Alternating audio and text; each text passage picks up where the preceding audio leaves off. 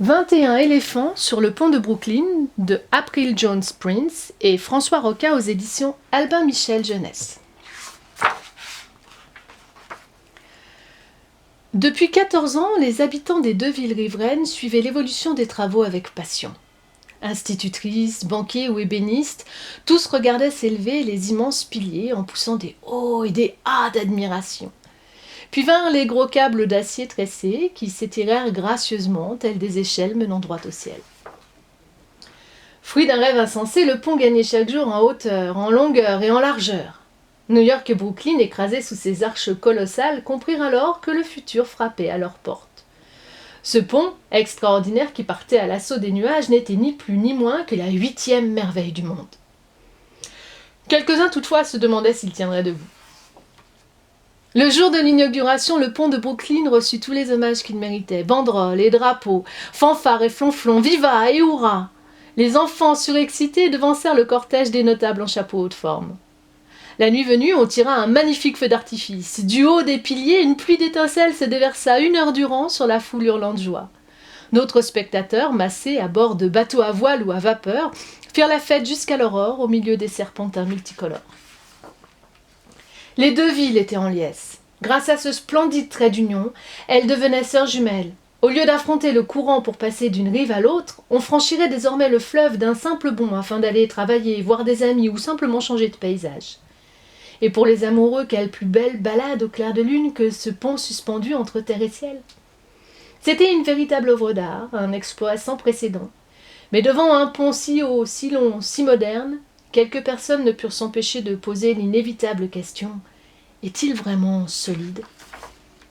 Assez méfiants, les partisans du pont répondaient avec fougue « Regardez donc ces arches et ces piliers et cette vue !» Néanmoins, certains n'étaient toujours pas convaincus. On a déjà vu s'effondrer des ponts flambant neufs. Qui vous dit que le vent n'ébranlera pas celui-ci ?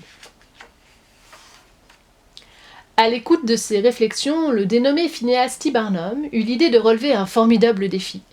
Outre son optimisme, cet illustre directeur de cirque avait le goût des entreprises démesurées. N'était-il pas à l'origine du plus grand chapiteau du monde ? Cette fois, son projet dépassait les limites du chapiteau. « Je vais monter un numéro qui apaisera les craintes et balayera toute inquiétude au sujet de ce pont remarquable. Un numéro amusant, instructif et stupéfiant. Foi de Barnum, je réussirai !»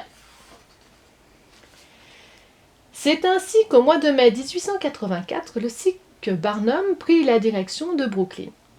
Toute la troupe voyagea par bateau, à l'exception de ses pensionnaires les plus nobles et les plus imposants. Précédés de leurs dompteurs, ils remontèrent Broadway d'un pas nonchalant sous le regard ébahi des passants. Bientôt, une joyeuse foule se joignit à cette procession pachydermique.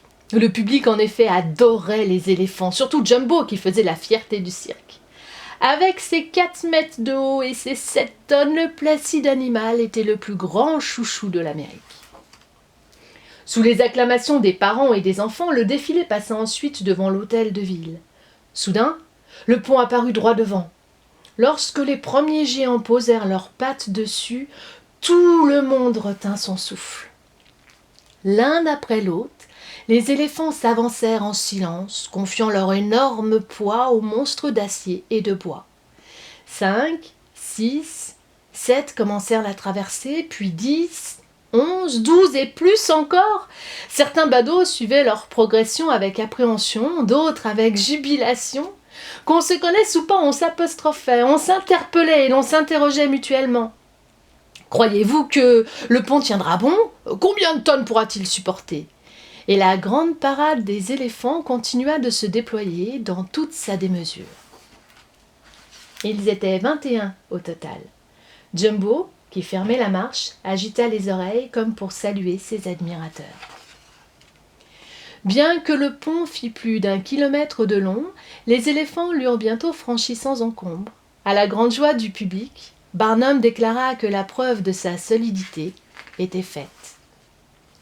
Les jours suivants, quelques irréductibles incrédules s'aventurèrent sur le plus grand pont du monde. Et que croyez-vous qu'ils firent après avoir admiré la vue ? Ils allèrent au cirque, bien entendu.